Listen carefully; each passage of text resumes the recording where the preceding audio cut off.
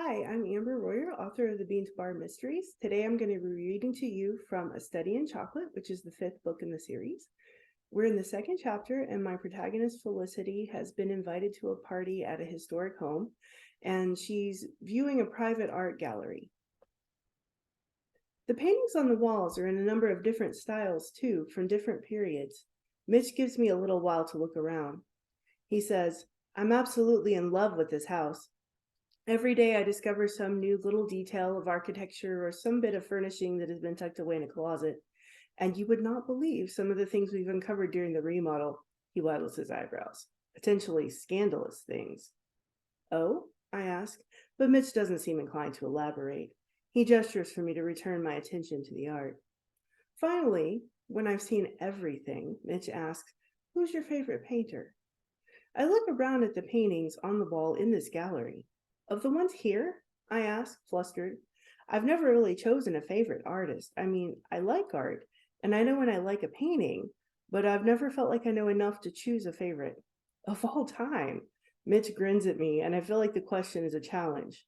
And this may well be some kind of job audition for the shop. Too bad I'm here instead of Tracy, the resident art expert and chocolate sculptor at my shop.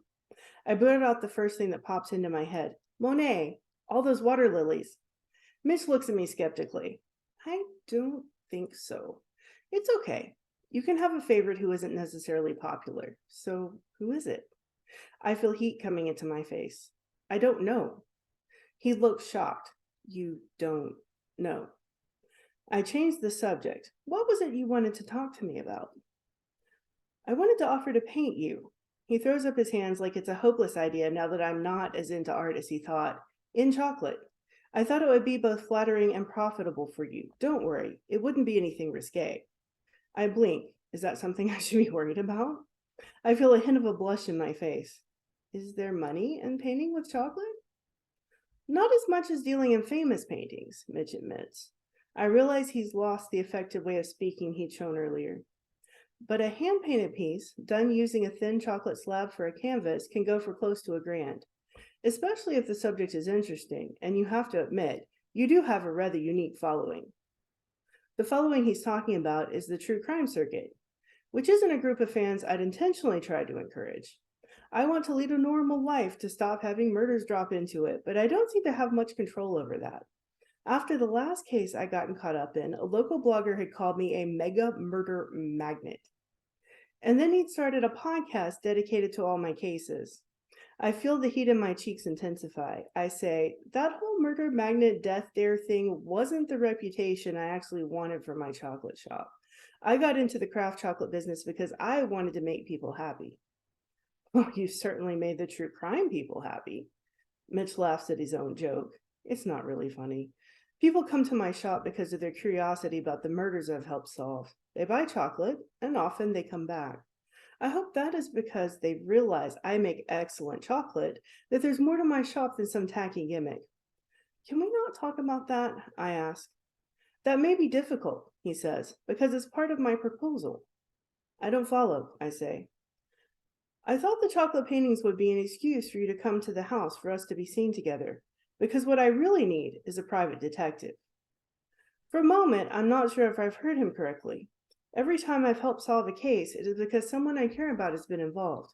It's been a bit overwhelming, even if I have to admit I enjoy the puzzle aspect of it. And here's a perfect stranger trying to hire me to get involved in something that is obviously none of my business. I say as gently as I can, "I'm sorry, I'm not a private detective." He says, "Maybe not a licensed one, but I don't need to hire you officially. Let's just say you can keep all the profit from the paintings and we can call it evening. I've sold a couple already as commissions." "I'm sorry, but I can't." Mitch holds up a hand, stopping me mid-sentence. Does he realize how annoying that is?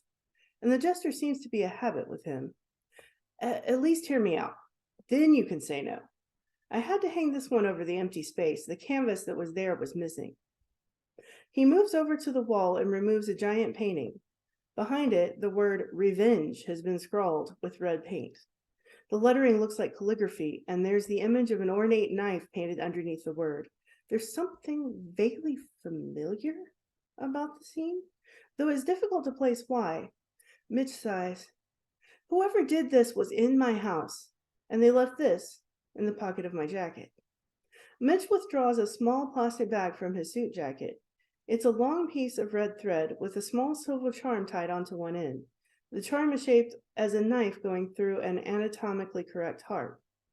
It's rather macabre, and I have a visceral response to it in the pit of my stomach.